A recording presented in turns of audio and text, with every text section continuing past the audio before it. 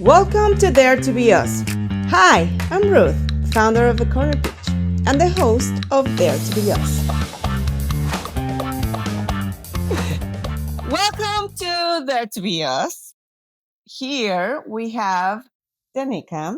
She has a beautiful story about her daughter and her sons. And how many fives you say?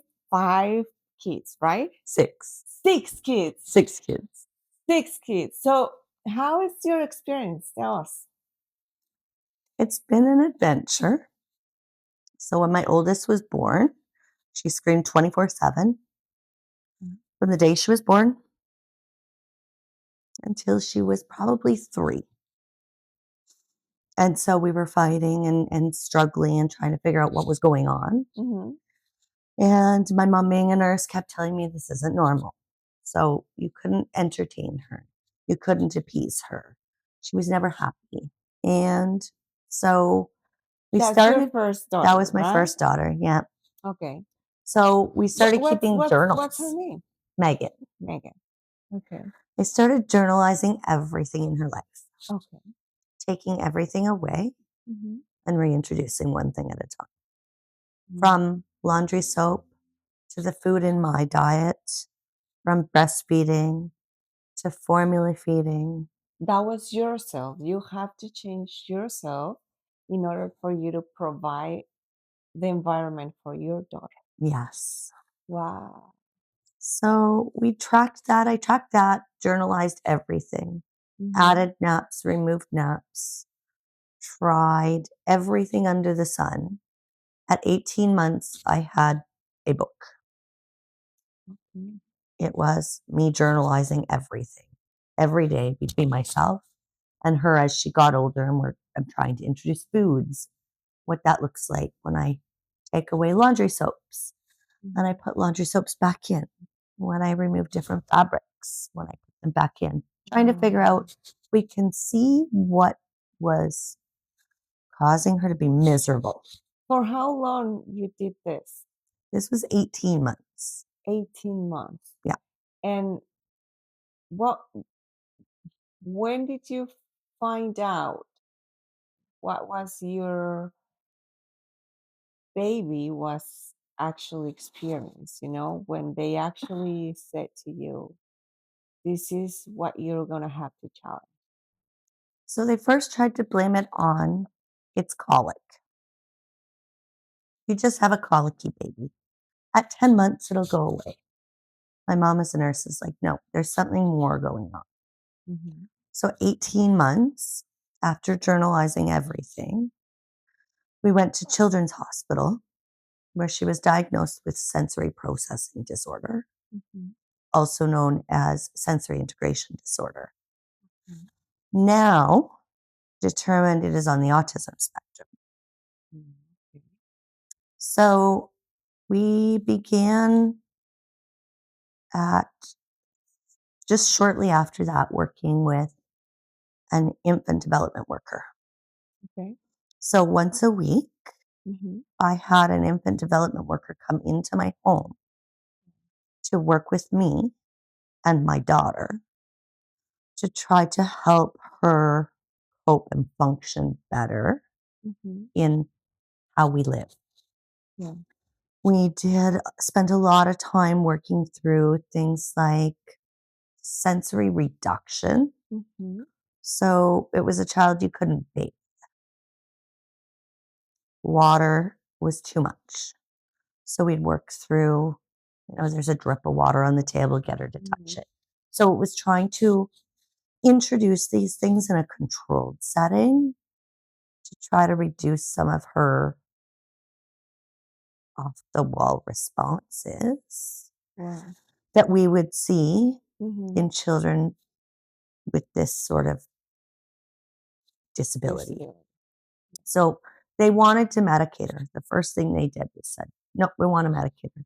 And I said, no, it's not. It's not in my agenda. Why you had that necessity of not medicating? What was exactly your reasons your, with the past experience that you already had, you went through 18 months of, you know, uh, a journal, and then it took you to an experience with this person that they have to actually tell you exactly how to live your life, right? Yeah. So, what took you to the decision that you didn't want to have the medication? I felt like we hadn't yet explored all the avenues. We had only just found out what they were labeling, what was going on. And so I hadn't been given the opportunity to Hmm. try to find natural ways to see if we Hmm. could help improve her function. And I felt medication was the fastest jump to how do we mask the symptoms and not treat the problem. That's super amazing. Do you really understand why you did? You challenged yourself first to actually say, I am not going to go to a process like a normal person because I am not going to face what I'm living. To take that decision, because that's how it's going to impact your life first as a woman and as a human being, and all your hopes and dreams and things, and just the fact that you have to say, no, I'm going to do this because this has to be faced like the way it is, like a fact, because it's a fact and it's something that life has brought you here to go through that lesson. And that's amazing. That's amazing. Thank Not you. everyone is able to actually have the strength the way that you're having the strength. Thank So it's amazing. And it's amazing as well that Megan was able to, you know, I'm pretty sure that it's challenges. And I'm pretty sure that there's judgment always around us because everyone knows better but us. Yes. But I invite them to actually come and be there Yes. to actually be able to say, really? Do you really know?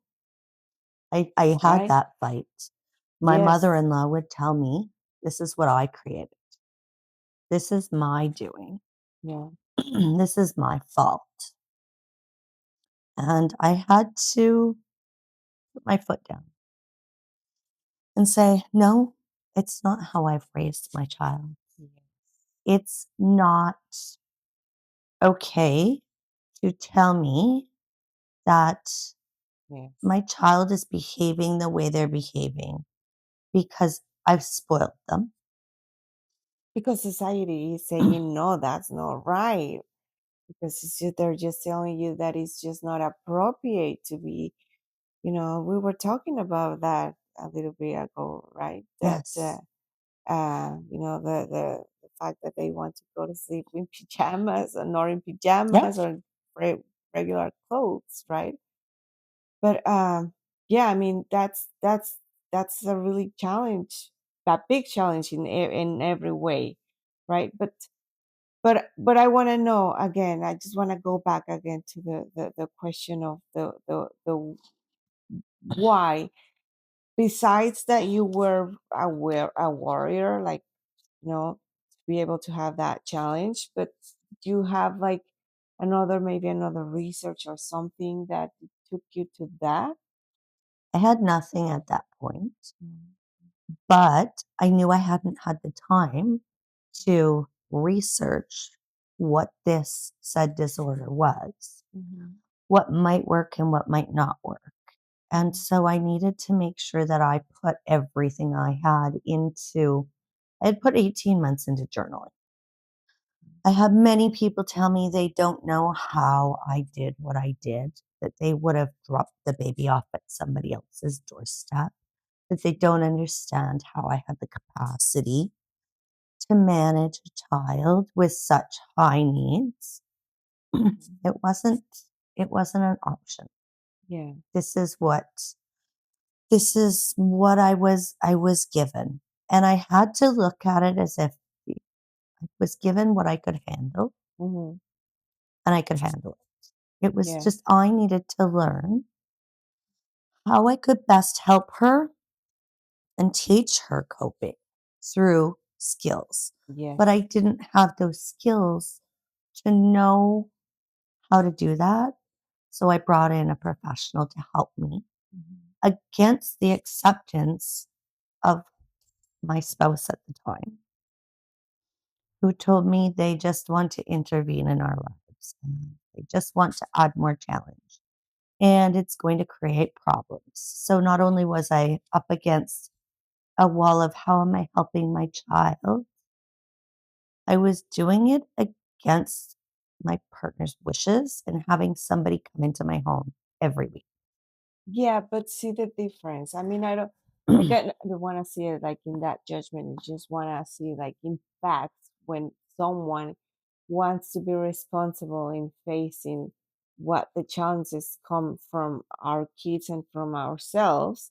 And when someone just doesn't want to actually take responsibility for those uh, facts as well, and that he needs to face or sorry, I not he they whomever, right? Yeah. Sorry, I didn't want to point to anyone, but it's really important to know and to validate yourself as well, Yeah. because you have to see that you did the best for your kid with the tools that you had, right? You were with professionals, you went with your heart, you went with you like a mom just knows. We just know. And I give it. I know that they're beautiful dads outside as Yes. well. I've seen them, and they give everything for their child. I Yes. have a really beautiful, special person that has done that as well. Yes. So, and it's beautiful, but we still need to validate ourselves and say, hey, this is what I have. This is what I Yes. am. Yes. I have my own battles. I have my own demons that I have to go through and make a balance there. Yes. It's really, really, really difficult to do. So after that, so I got through that and then we shifted Mhm. and we had expired the time that an infant development worker can work with a child. They can work with a child up to the age of 3. Mhm. So we had made some ground Mhm. and I could now bathe her and she could touch things like sand. Mhm. Big things. When you're a young child, you go to the beach and you have water and you have sand. Yeah. You go outside and there's dirt. So all Yes. these Yes. things that were scary. Impact different to This was a their child you yes. couldn't put down on the grass. If you did, she would scream at the top of her lungs, Yes. Yes. petrified, like the grass is going to consume her to a Yes. very, very big Oh, extent. So wow. we did make ground. The experience of her as well. Yes. Because we don't really think about the experience that they're having there, right? Like how the world, the way they see the world, it's so different from us that maybe for a person that is not experiencing that, it's not possible to even imagine that, but it is for them. And we have to be able to have compassion for those kind of things as well. So, how, tell me what was the process like between, I don't know, a range of 1 to 3 for what you're telling me?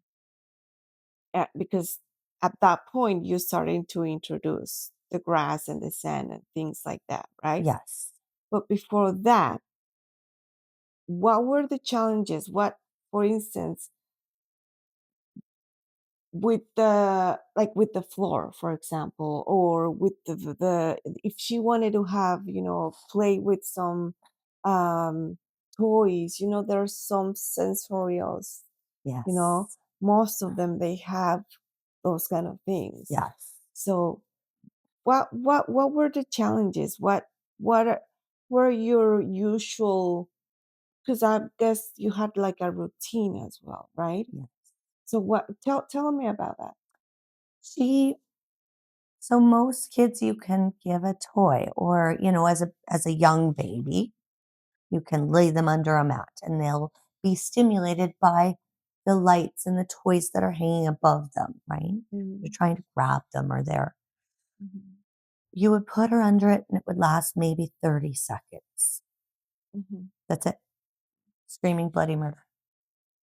So in my learning process, what I learned we do as people, we can block those things or reduce all of the inputs that are going on in our world. mhm, We can turn them down, mhm, whereas these children can't. Everything is on max.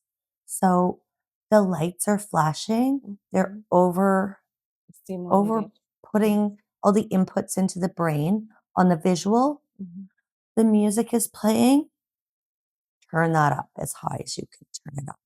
So everything in their world So different. is so A much hundred. Yes. all the time. Then if they touch something, the sense of touch is so heightened. Yeah. We touch something, if we don't like it, we let it go. Mhm. But as a child, I have my socks touching me. Yes.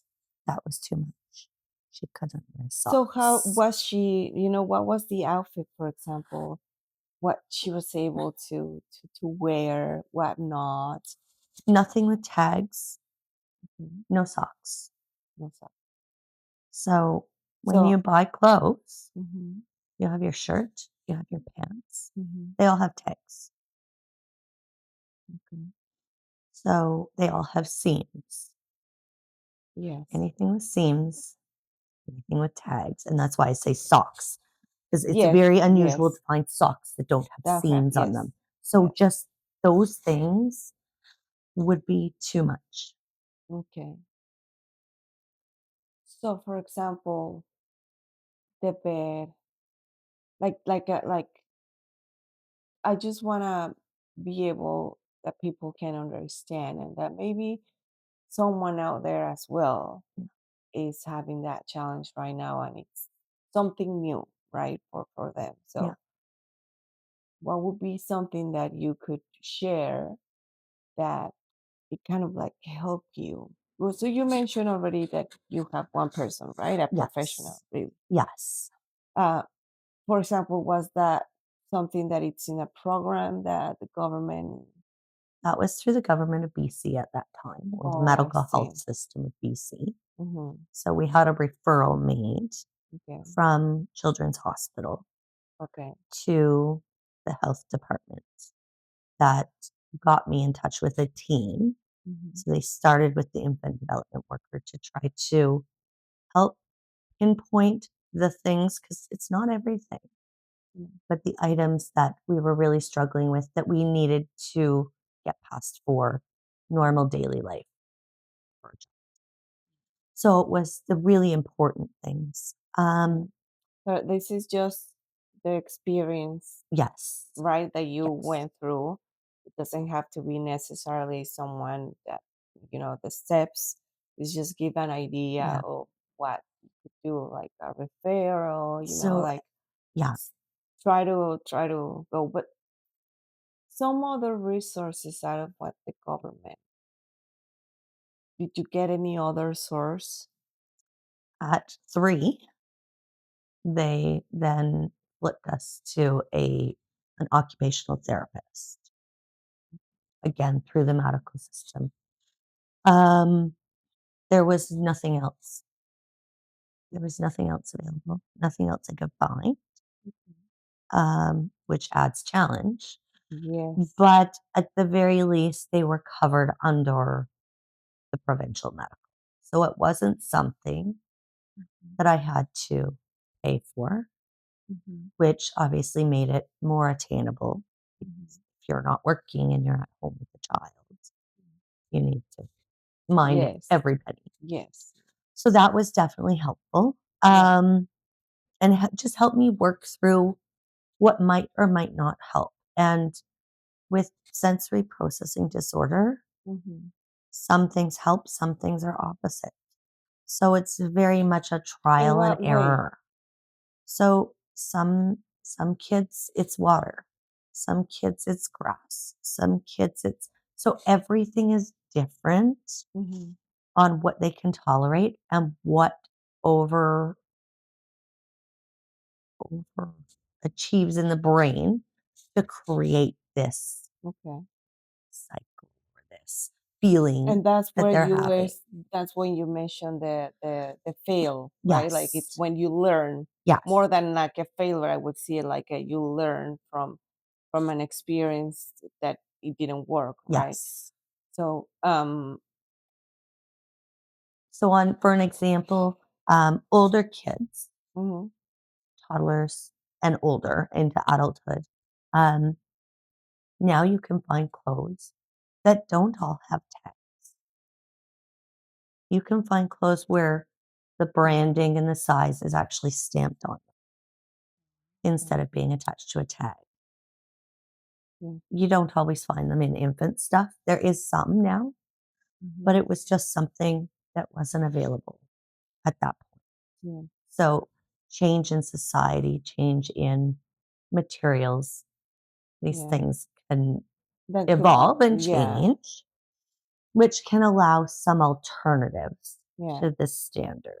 That's a Um, really good information, right? And yeah, I hope that this information would actually get to the right people to consider these facts for people that have these challenges in their lives, and that it's really important that big corporations as well yes, know this kind of things, because they are just doing things for people that really don't have these needs. And I still think that if you still, zooming in and zooming in, you yeah, have more things that they have to evolve in that sense, right? yes.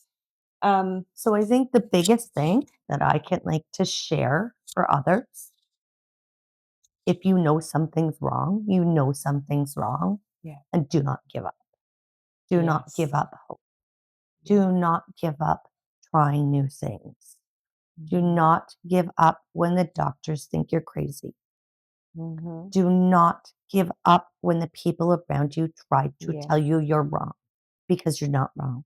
You know your child, and you know your child more than anything in this anything, world. yes, yes, So, over the years, we learned different things. We tried different things. We gained ground on hmm, some things we didn't. It was just finding ways to navigate this world that it's my not daughter me, didn't fit.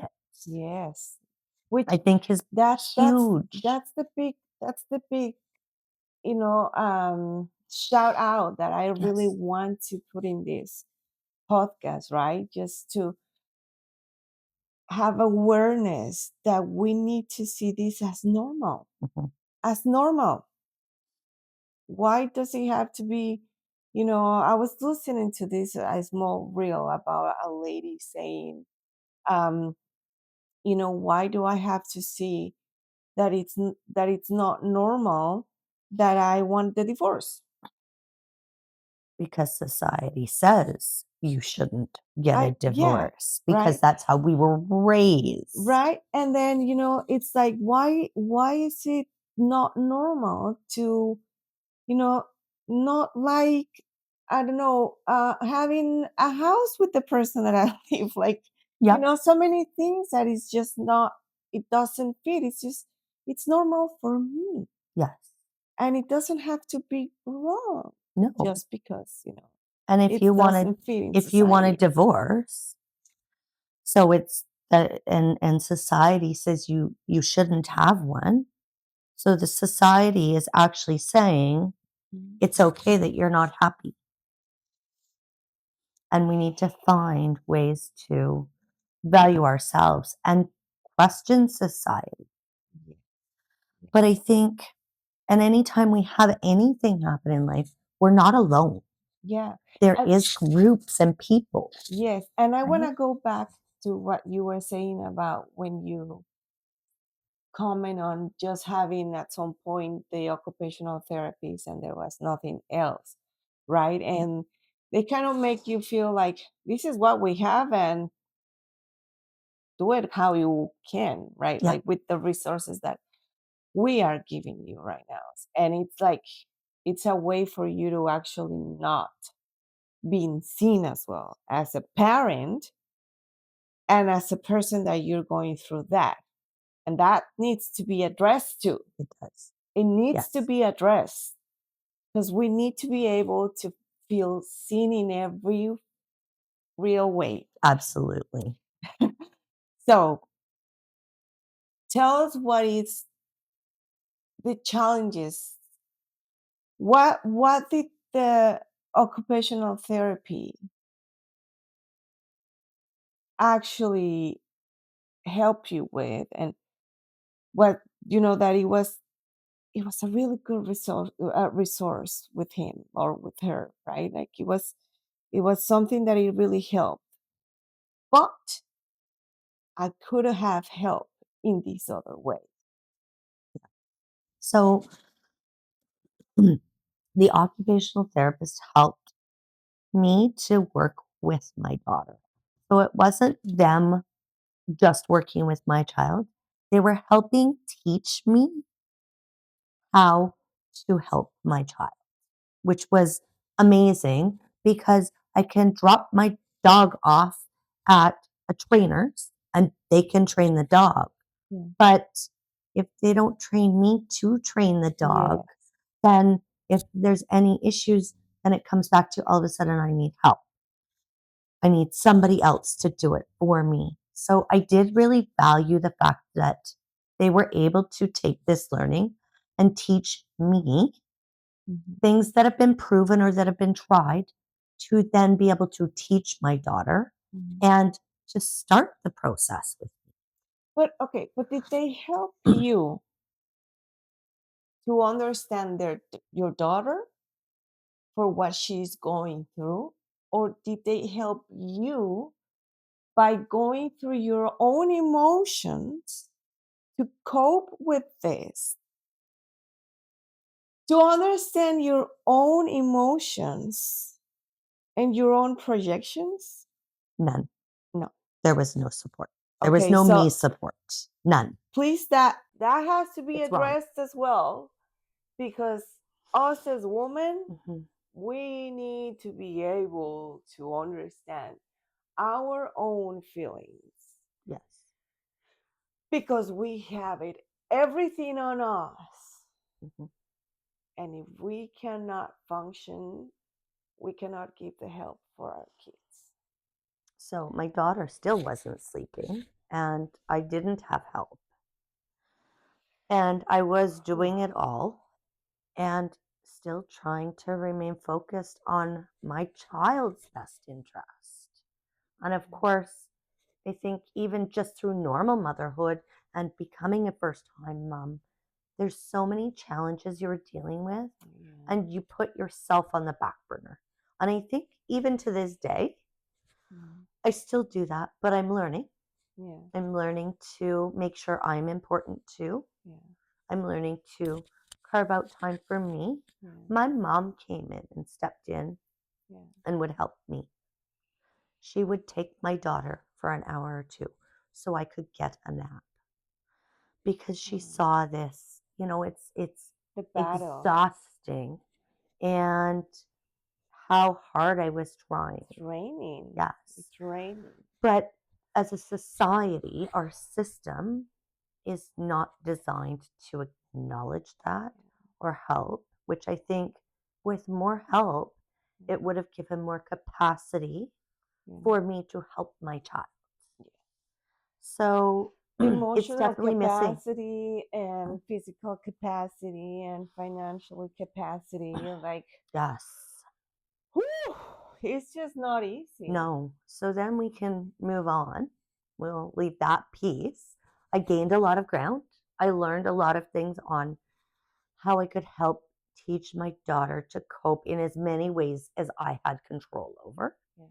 to help her learn at her pace, to help her desensitize was really what we were trying to achieve, Yes. to reduce Yes. some of that Yes. sensory input. We didn't have control over it all. It's a challenge, and it can be, as traumatic as it can be, and in different moments or time frames, or along the day. Yes. And not just one, it's multiple. Multiple, yes. And then there's another one added to the one that you're still trying to figure out. You haven't figured out what happened to create the first one. Yeah. So we did a lot of playing with bubbles in a high chair. Bubbles. It was okay, started in a Ziploc bag so she didn't feel the wet. Then it was take it out and put a little pile on her tray. And right, like it was give a straw and teach her to blow and push the bubbles around, right? Yeah. Finding ways to give positive interaction. Yeah. Yeah. So then she could eventually touch it and she was okay. Yeah. So then her favorite thing was fill her tray full of all these bubbles from the sink. Yeah. And till she flattened them all and they were all gone. Yeah. And it brought in water. Yeah. Because as the bubbles, you melt the bubbles on your tray, Yeah. it turns into little bits of water. So it was like, it was always a process, Okay. right? Yeah. But to able to understand that, to go through, because you as a mom, you need to first understand Yes. to be able to actually send the right message. Yes. Because if you just do it because you need to do it and you really don't understand and don't feel it, then it's, how are you going to connect? You need to be able to connect with your child as well. Yes. And it's In really positive important. ways, It's right? and sometimes we cannot do it. No, that's right. Sometimes we have, it's like, even if I want, I can't find myself connecting with myself. Yes. Right? Yes. And so until I can't connect with myself, I can't connect with my child. That's right. And a little bit on the side, because I like talking about as well, like in a spiritual way, like in that kind of energetically and frequency way. I wonder as well that these beautiful human beings are brought here to give us a big lesson, and their frequency, they're so high. Like if you see it in that way, maybe their frequency are so high, it's so high that here as humans, they can actually, like, it's just a lot of things. I don't know. Sorry, I'm just kind of like getting a little bit of what I've learned with Dolores Cannon. I don't know if you've heard about her. Very briefly. Okay. So, she's a hypnotherapist. I recommend you guys listening to her. She has really nice facts. And one of the things that, she talks about, when the souls come back and they, make a pact, they know what they're coming from, like they know, right? And so they come with a certain, their souls come with a certain vibration and a frequency. Yeah. So they, it's kind of like fits with their body, right? And what they're going through. Yeah. With that neurodivergence challenge. Yes. Right? Yes. So, like I don't know why I feel, and and I actually heard in another podcast saying that these these people are kind of like right now important that they're here because they're the ones that they're gonna help us go through this, like these big challenges that they're coming, right? Yes. Yeah. In this life, like in a spiritual way, right? But okay, I'm going in another topic. I just wanted to go a little bit there because I thought it was interesting. Yes. I mean, um, I definitely believe that I was given this as a gift yes, because not many people could handle the gift. yes, And and it's a fact that you even do. You both did it. even in those really hard moments, I knew many people couldn't handle what I was handling, Yes, and many people didn't have the strength or guidance, internal, external, the supports to find a way yes, and to make the that's when it most comes of the it. judgment, It's right? amazing. Yes, And like to this day, it's amazing. yeah. And I wouldn't change any of it.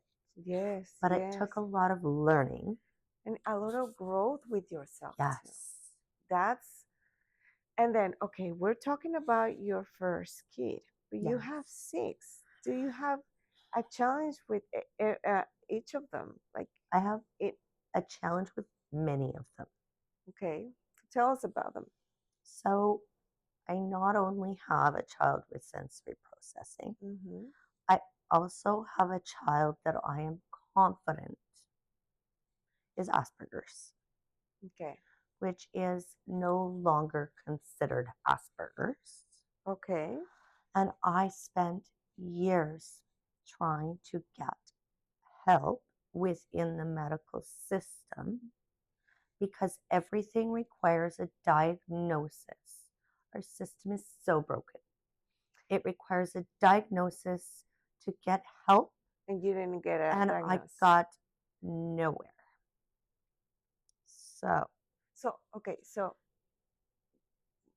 I wanna again ask yes. when you say that it was Asperger's, but it's not Asperger's. What do you mean by that? So, Asperger's is a label that they gave Who's they? people, the medical world, Okay.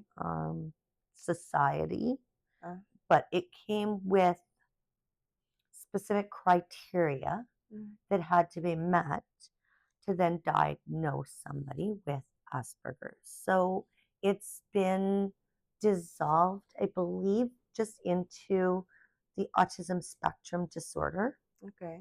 which also sensory processing disorder has been shifted from its own thing into the autism spectrum disorder as well.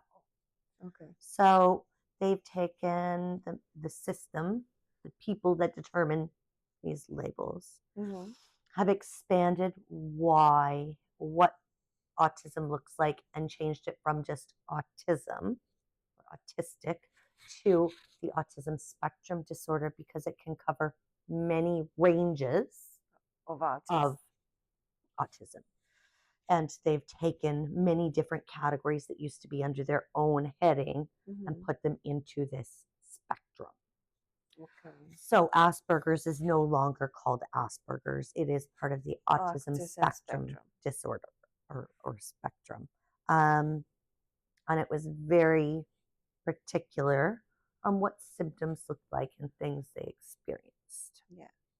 And I want to say as well that some of the terms, sometimes we don't know it. So bear with us. We're going to try to be as much as informative and as well careful with what we, because we don't want to be disrespect in any kind or way. Um, so if you like to comment as well, put in the comments and see, hey, uh, you know, time for learning. Absolutely. Right, like, because it's always good to learn, Yes. right? And I'm here learning, because I'm gonna be honest, right? I'm gonna be talking a lot of topics that they're really sensitive, and I always want to be really, really respectful with what I say. And if there's a moment for me to learn, and if you guys are able to actually give the opportunity to learn and see the way that you see uh, the situation or labels, or it's welcome, always with respect and love. Okay. And I think too, on top of that, at work, I'm going back 20 years when my Yeah. first was born. So this is a span of a long time. Things within our system, whether it be medical, society, how things are done, are constantly changing and evolving. So originally, when the oldest was diagnosed with sensory processing disorder, it was not part of the spectrum. Yeah. So things are evolving. So they're changing, and Yeah. we're along for the ride as they change, learning Wow. too. And Yeah. in 10 years, they may call certain things other things, or they may, right? So, did you see any difference uh, in the help or the programs, or between what you went through with your daughter and with your son, right? What's the With name? my other daughter, Oh, my with your stepdaughter. other daughter. I'm sorry. Yeah. I'm sorry. So there's So a few what's your different name? things. It's Megan. Megan and Lana. Len. So Lana's my stepdaughter. Okay. And so Lana came into my life just before she turned 4, Oh. and is again a gift. Yes. So I have a few more kids before that Okay. that are different. Yeah. And so, and I'm very careful because of my kids and what they may view. Mom, I don't want you talking about me. Or Mom, I don't really want to do that. Or why did you say that? So I'm trying to still be mindful of them as we're Yes. talking. Yes. And other parents, and right, like kind of No, where they yeah. cross over, because we Yes. are a blended and extended family. Yes. Yes. So there's many pieces to our Yeah. puzzle. So And you can always say your experience as a yes, mom, right? yes, Like, you don't that's have right. to, like, Yeah. they're whenever if they obviously want to share with us, that would be Yes. amazing, right? That would be really neat if they could. that they can actually say their point of view, right? Yes. And it could even be healing for yourself, because you never know what your kid is seeing, how you did it, and you're like, I'm sorry, didn't know that you were seeing it that way, right? And it could be an opportunity to heal as well. But, well, you are welcome to come back with your kiddos. Thank you. And we make this. But yeah, you can always say it with experience as a mom without crossing the boundary of your kid, right? So that it's really important, and thank you for sharing and saying that you're being mindful with your kid, because that's really important. Okay, because sometimes as mom, we just like to and we don't really consider that, right? We can inadvertently hurt them, or what if they're worried about their reputation? Or I mean, my kids span right now from 9 to 20, and in between, in the teenage years, it's very formative, and they're very much their own opinions on what should and shouldn't be shared. Or Mom, if they figure out you're talking about me, right? So I have I've definitely found challenge in trying to have a diagnosis done, but I definitely like to share out there for the families. Yeah.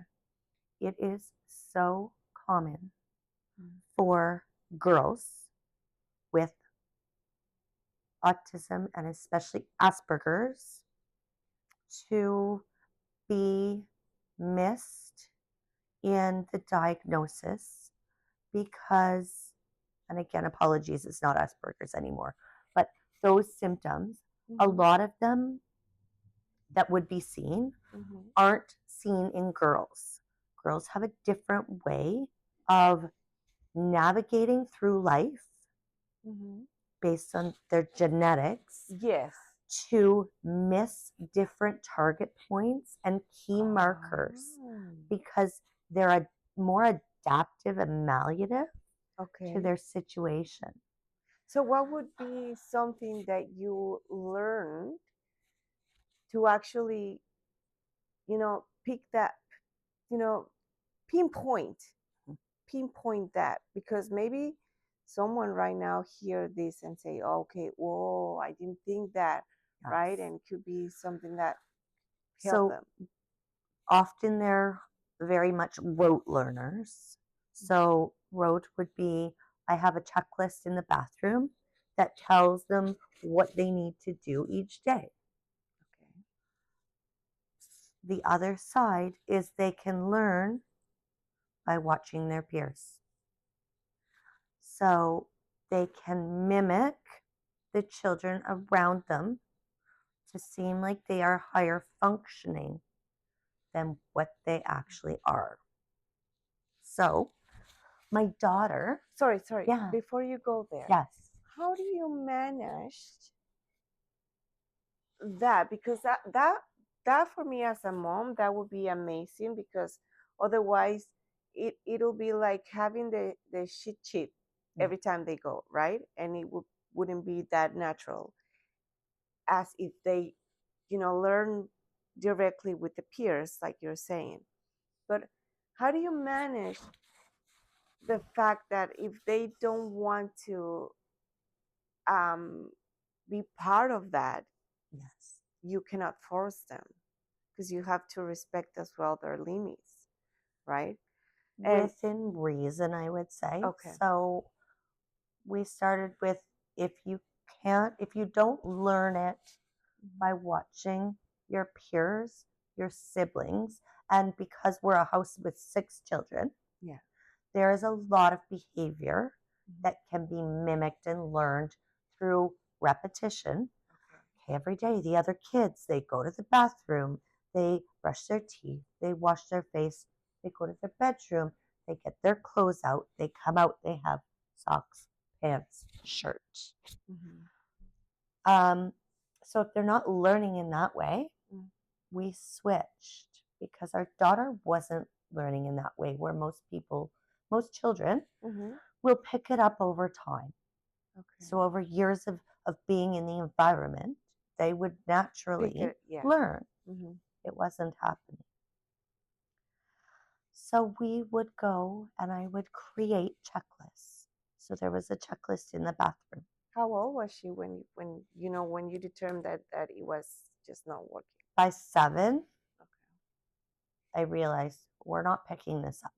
And 2 years of seeing these behaviors from the other children, even if they were slower learners or were challenged with remembering, over 2 years every day, 365 days a year, they would have picked some of it up. And it wasn't happening. So I just decided, okay, I'm going to. So, of course, it's challenging when kids are young and they're still learning to read.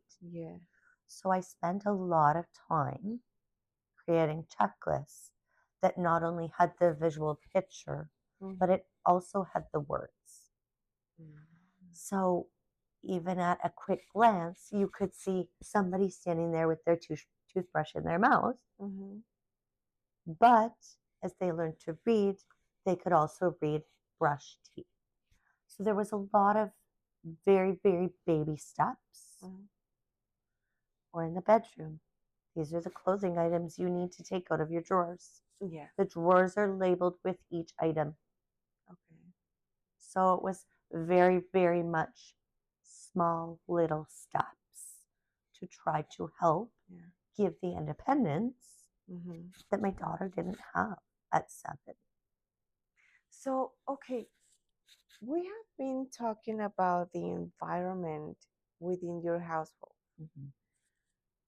But how about at school?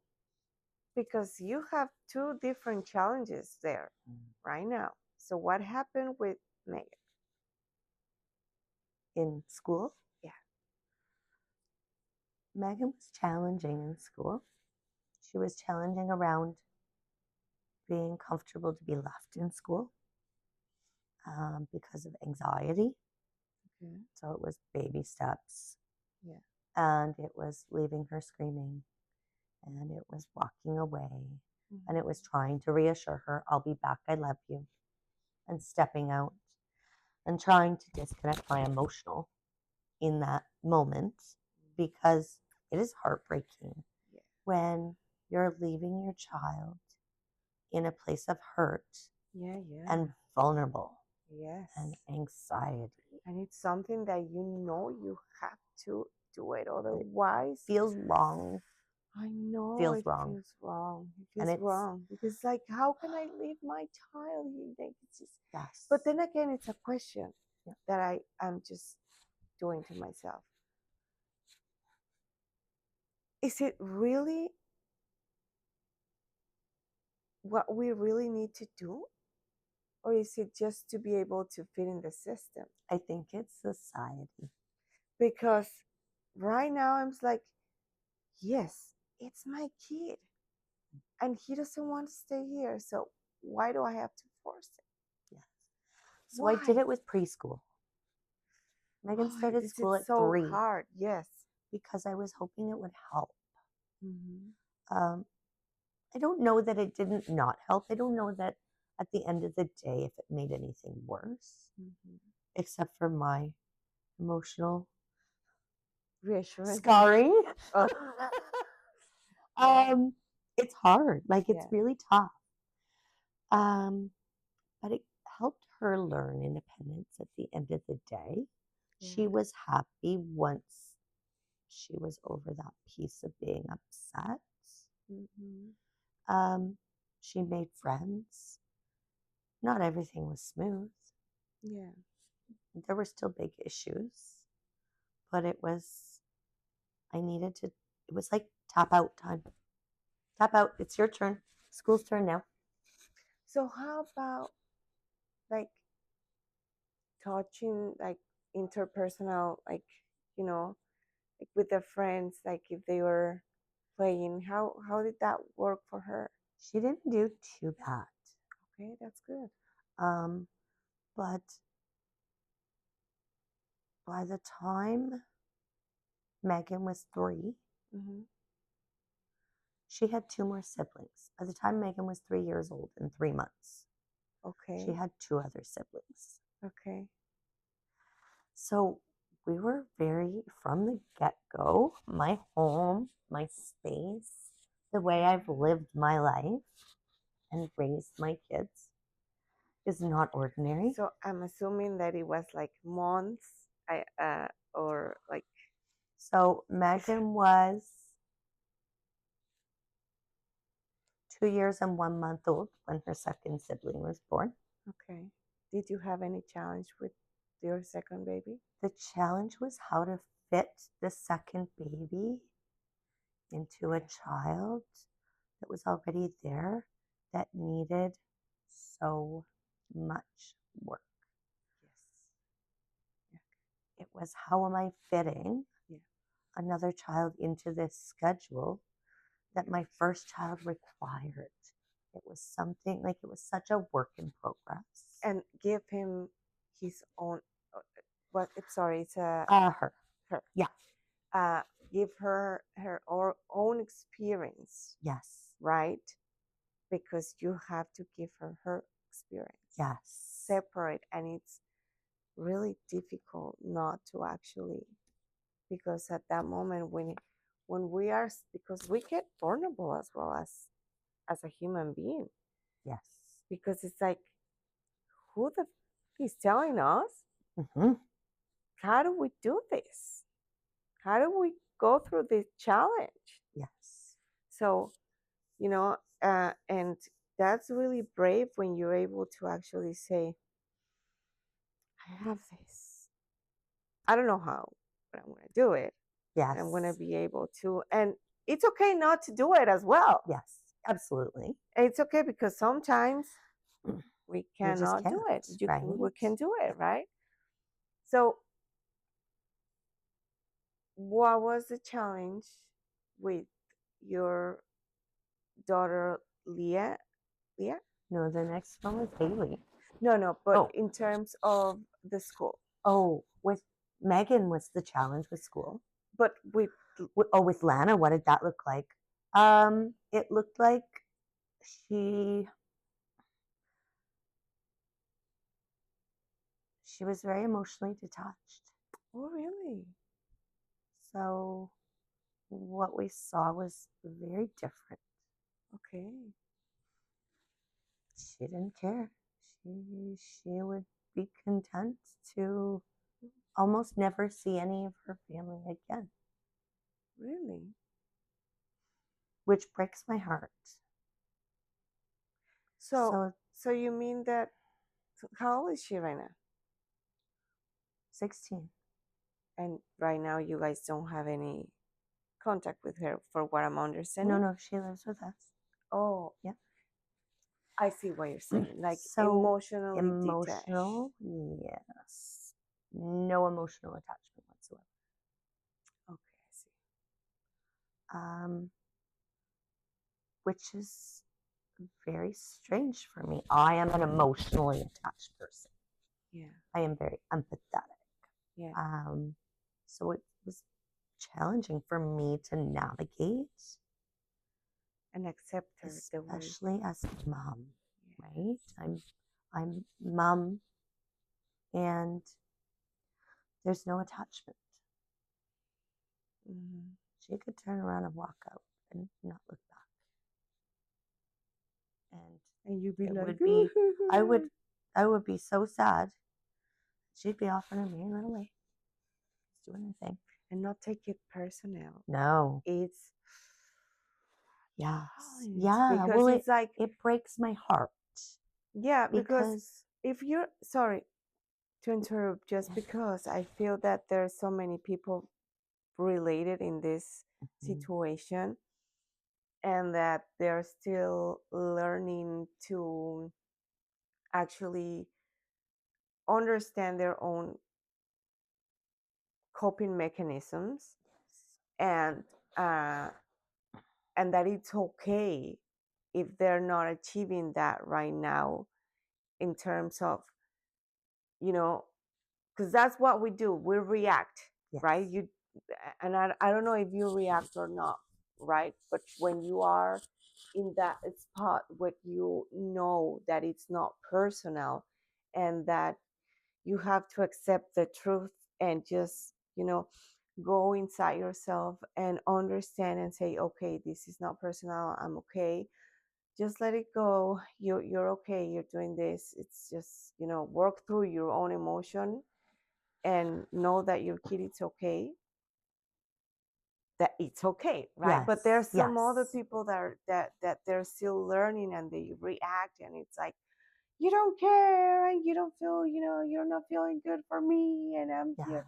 So I invite that people to actually just stop just for a second. It's not and our it's not child's personal responsibility to fulfill the parents' needs either. Exactly. We need to meet our children where they're at. Exactly. And it's really important as well, to help people maybe have a little bit more of an awareness in that sense, right? Yes. So, but yeah, sorry. Especially coming from the opposite end of the spectrum. Yes. My first 3 children are so emotionally attached to me. Yeah. They are a piece of my heart at all times. And so is my other daughter. But in her own it's a different way from her that comes to me. But I am there for her unconditionally. But our children aren't brought into our life to always meet our needs, which can be really, really challenging. Yeah. Especially when in society we're taught to expect attachment from our children. And not all children have attachment. Yeah. And it was a totally different learning experience. So if I smile at you, it makes you feel good. Yeah. And you'll smile back. Yeah. Right? Yeah. Because you feel the connection or the Yes. attachment. Yeah.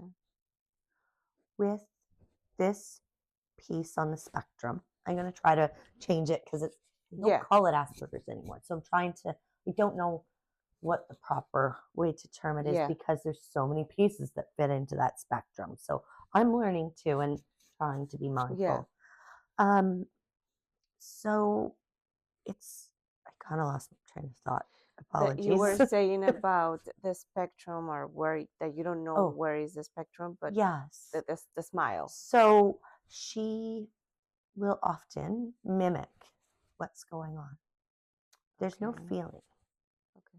She's mimicking because that's what she's learned is the social cue for us to do as a human. Uh, Something bad happens and you're crying, mm-hmm. And she will cry. sometimes she will figure out why Mm-hmm. that's happening Mm-hmm. and mimic sometimes, but not always. Okay. Often it's a blank slate. Okay. There is a emotional detachment Mm-hmm. and it's almost like she doesn't feel. Yeah. And it's very, I'm trying to find ways to put it into words Yeah. because the way it comes across, um, she feels your touch, right? Mm-hmm. Like she feels that. Mm-hmm. But the emotions, the feeling of emotions, the only emotion she would ever feel when she was younger Mm-hmm. was complete and uncontrollable rage. Eating through doors, putting holes in walls.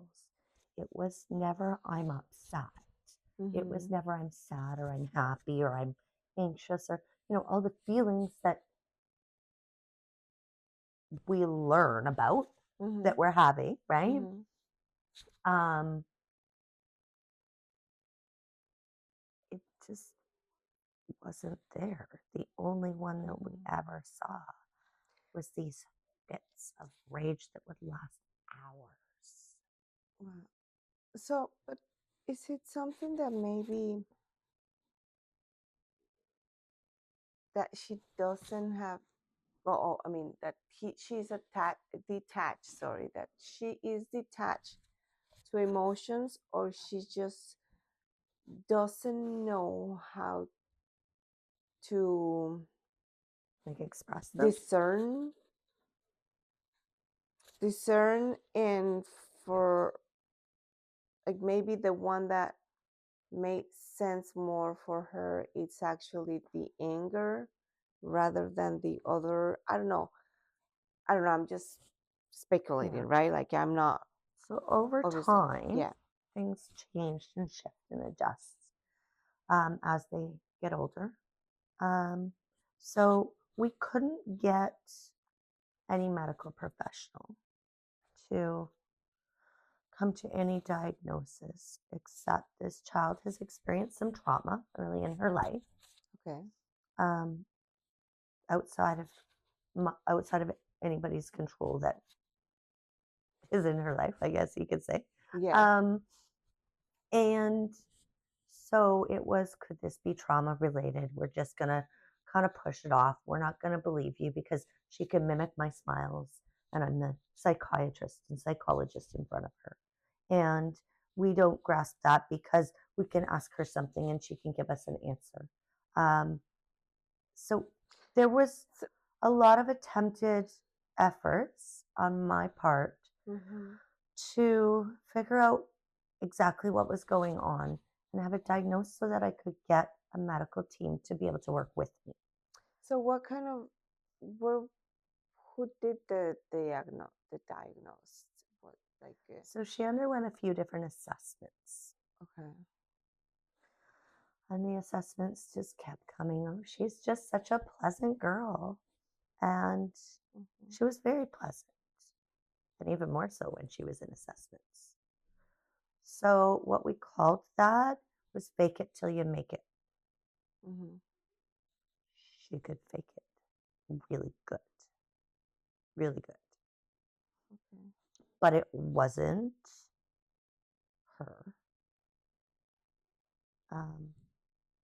making these choices. She was faking it to get through. She would figure out how to tell you Mm-hmm. what you want to know. Mm-hmm. Brilliant, Mm-hmm. brilliant, Mm-hmm. brilliant to this day. Like so smart. Mm-hmm. Um, but the downfall was the people that could help diagnose her so that I could get the support needed to help understand and work with her and help her grow and learn in hopefully Mm-hmm. I was hoping she could feel things and I could Mm-hmm. help get her that. And I spent a lot of time working on it, but I didn't get very far. Mm-hmm. So she was able to fool these people, and without diagnosis, I couldn't get help. So, have you ever thought? I'm just going to ponder here and put it there in the universe. Have you ever thought that maybe you were not supposed to get any help because that's just her lesson? That's exactly the way that she needs to be. Not, Not for a moment. Do you not know really. why? Mm-hmm. Because girls can navigate this system Mm-hmm. until they hit their teen years and it finally becomes evident of what is going on. Okay. So, as a teen girl, Okay. what was our what was our thing we would do? Uh-huh. We'd be on the phone for Mm-hmm. like 8 hours straight if you could get away with it. Uh-huh. You were meeting with your friends, having conversations, doing things, Mm-hmm. sharing in your life, in the things you liked, in your experiences. Yeah. So, have you ever seen a teenage girl Yes. that doesn't know how to pick up a phone? That doesn't know how to answer a phone? That doesn't know how to Nearly to hold on a that. conversation? Yeah. It's very unusual. Yeah. It's not the norm, right? And I Yeah. use that term very loosely. Yeah. But I watched all the other siblings, Mm. her 3 older siblings, grow up and hit all these markers. She's not hitting them. She's 12 years old, sitting down on the floor, parallel playing Mm-hmm. like our 2-year-olds do. She's coming into these teen formative years Mm-hmm. where your entire world is surrounded by your peers, your friends. Mm-hmm. She didn't have friends. She had acquaintances Mm-hmm. and classmates. She went to school with them, and that was it. Mm-hmm. There was no engagement in normal activities Mm-hmm. that we would see young kids get into. Mm-hmm. No interest, nothing. I used to joke with her because I try to make light of different Yeah. situations, and so I said, "There's a new rule in this house." Mm-hmm. She'd look at me and go, "What's that, Mom?" "No more staring at walls." It's like a version for you, like to just like a challenge way to just stop doing certain things. She would sit there and stare at walls for hours. I see. And did you What ask her child? what kind of things she would see when she was staring? She wasn't seeing anything. But did I you ask did. her? Yeah. Yeah, And she said no. nothing. And do you think that? Because I mean, Yeah. for what I have experienced Mm-hmm. in with certain people in my life, um, sometimes they just don't want to say things because they are um, afraid to be judged or to be like, oh no, they're not gonna believe me. Do you think that maybe in some way she could actually feel that, and maybe she just easier for her saying, no, I'm not looking at anything? No, because it No. happened consistently, regular, every single day for hours on end, day after day. Is that something that needs to be considered as a symptom, maybe? It might be. Nothing that I found, but she couldn't self start anything. Okay. So I would have to come up with. So you think of a child, Mm-hmm. they don't just sit there, Yeah. they're doing things, right? Yes. They have interests. Yes. Oh, They cannot I like stop this pen, moving. right? I'm Yes. gonna draw. Or Yes. I like this car. I'm gonna drive it. Yes.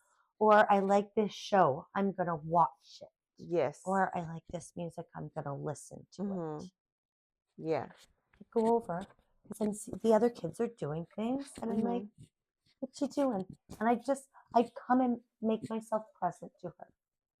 I'd pop myself down and sit beside her. Mm-hmm. Bump What her do you shoulder. do? What Yes. you doing? Trying to like engage and be happy. She's not in Yeah. trouble.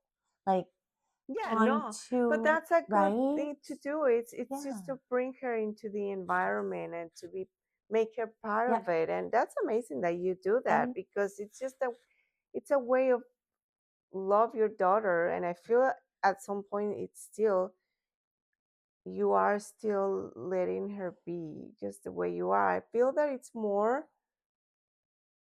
this is how I feel. I feel that it's more you incorporating yourself into her life, yes. into her world. Yes. The way that the the way that you're saying it, I Yeah. feel that that's that's that's the way it feels. Yes. Right? Yeah. It's more. It was instead of her feeling guilty, I don't want her to feel guilty that she's Yeah. sitting there staring at a wall. But I want Yeah. her to feel enjoyment in the Yes. time.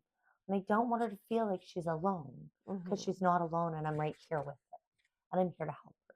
And I'm Yeah. here to do things with her and to allow her to exist how she needs to Yes. exist. Yes.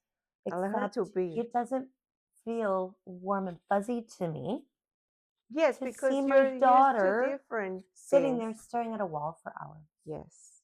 not seeing enjoyment Because of life. you exactly, you I'm want her. seeing Yeah. I'm seeing things we would identify as, if we looked at older children, I'd identify that with depression. Yeah. I'd identify that with I need to be concerned. Mm-hmm. I'd identify that with there's a problem, right? Yeah. Is there something she needs to say? Did something happen today that I Mm-hmm. need to like let her be comfortable that she can talk? Yeah. Or is she struggling? Can Yeah. she really not think of what she'd like to do? Yes. Yes. But it doesn't feel good for me Mm-hmm. to see one of my kids Yeah. sit there hollow and empty. Yeah. And I mean, it wasn't that, we all have the moments where we're like off in space and we're like, hey, space cowboy, come on back down to earth, Yes. right? Yes. Or what's out in the vast beyond, Yeah. right? Um, it wasn't that. It wasn't a few minutes. This could go on for hours. Yeah. And I'm like, hey, babes, do you want to watch a show? Yeah. And, or what do you want to do? I don't Yeah. know. So she couldn't think for herself, Okay. which is a whole new experience for me. Yeah. It's not the emotional and overwhelming, it's like empty. And it Mm-hmm. makes me sad. It makes me sad Yeah. because feelings make us And that's something human that, and yes, incredible. but I think, if I Yeah, may, yeah. I feel that you would need to actually process that, because that's your feeling. Because as moms, we want the best for our kids, and I am sure that you want to, for your daughter to be able to feel and to be able to live life because you know what it is like. But she doesn't. No. She doesn't. No. And maybe she never will. Yeah. And you're going to have to be okay with that, I guess. And to work with yourself with that, with that emotion of being okay to say, let go. Yeah. Right? And I wasn't, because I felt like there were underlying things going on. Yeah. Where there might be potential Mm-hmm. to teach her. Yeah. Maybe she just couldn't identify. Yeah. What does happy feel like? Yeah. What does sad feel like? Yeah. What does excited feel like? These are all things we normally learn in growing. Yeah. Is there and a block? naturally. Is there a block that she missed that? Yeah. And if so, what can we do and what kind of intervention? But again, it comes back to we need this diagnosis before we can get the help and the intervention to help. Like it's this stupid rock wall that I keep running full force into. Yeah.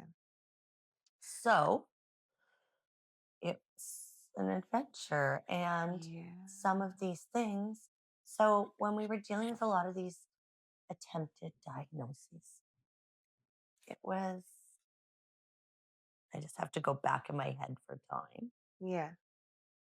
The last time I attempted to have a diagnosis done for her, she was 10 years old and I spent $5,000. So really there's nothing out there to actually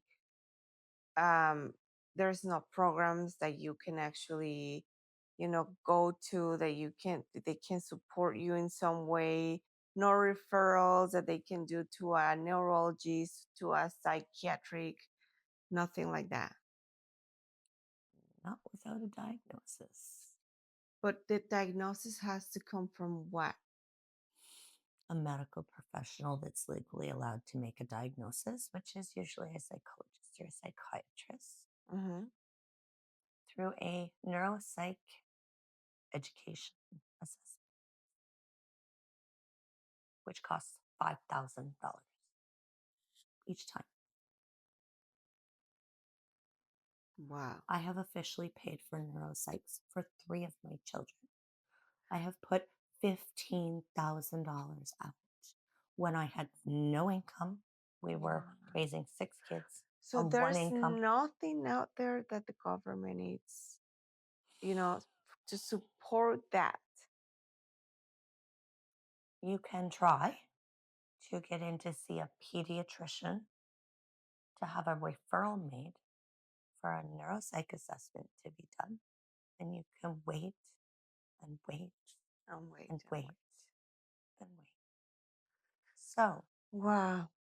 I tried to short- use the no. conventional system Yeah. and get these assessments done with psychiatrists through the system, and it Yeah. failed me.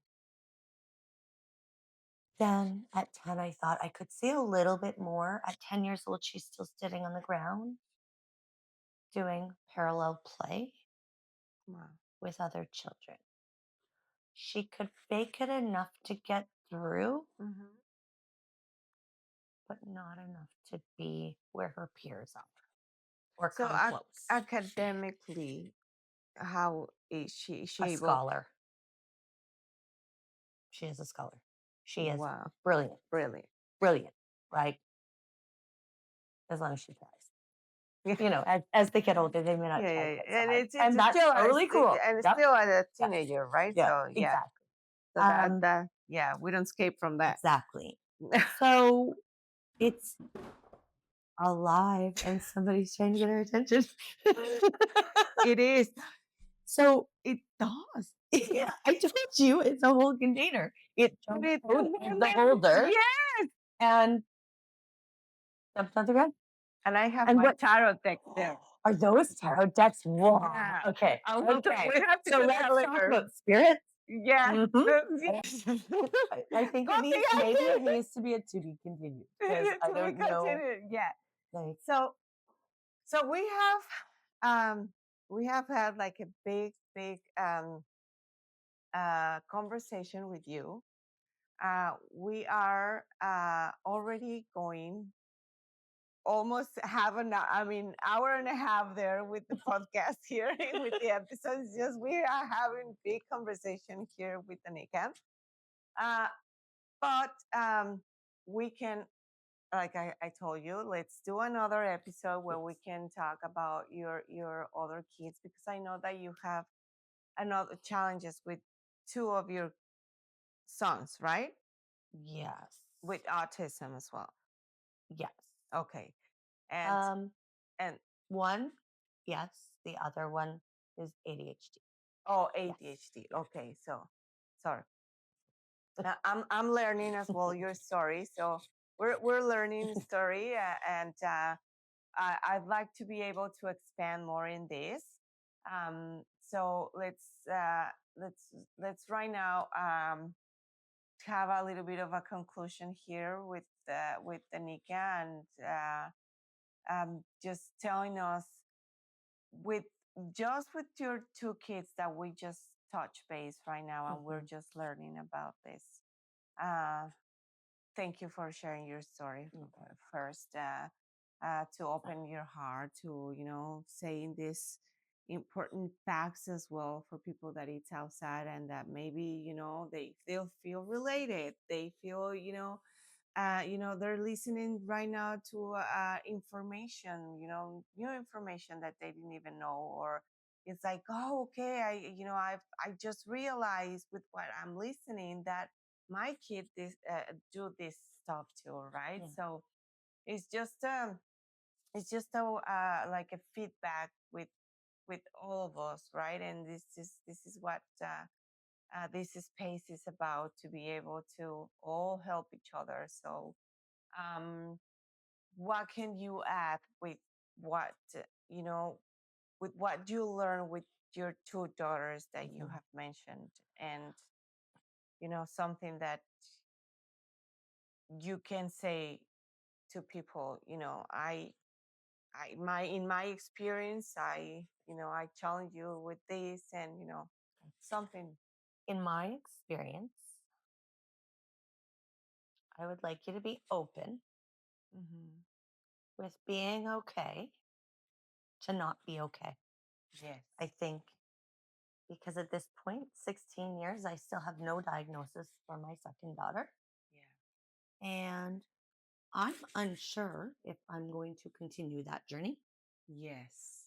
But I did cross over and steal some resources that I got with my boys that we'll talk about later.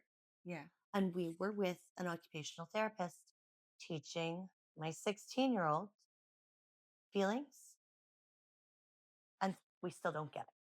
So we have done some more education. Yes. Yes. Even without diagnosis. Yeah. Because I used my other children's access to things. Yeah. And I'm just going for the ride right now. Yeah. And I'm sure okay to not be okay. Yeah. And to feel validate that the system's yourself. Broken and not fair.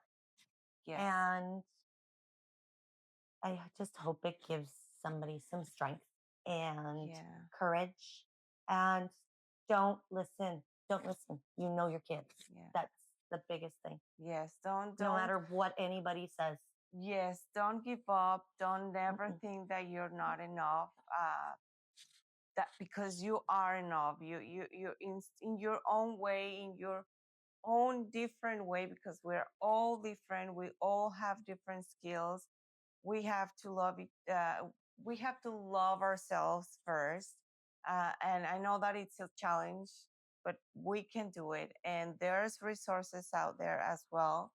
And if someone knows about some other resources that we don't know, and that if you can share them as well in the comments, that'd be amazing. I think the other piece is talk about it. Yes, don't talk hide it. About it. Talk yes, about it. The more people you talk to, the more yes. people you're going to find you can relate to, and that can relate to you. Yes. And help. And it helps. We still invite you guys to actually come to the podcast. And, just like Danica, thank you so much for being here have the opportunity to dare to be us, to actually dare to be with the weird with us as well. We're going to keep being weird after Absolutely. but I'm really, really happy that you're here, and please follow us here, Dare to Be Us, Spotify and YouTube. And don't forget to submit your story. And thank you, guys. I'll see you here.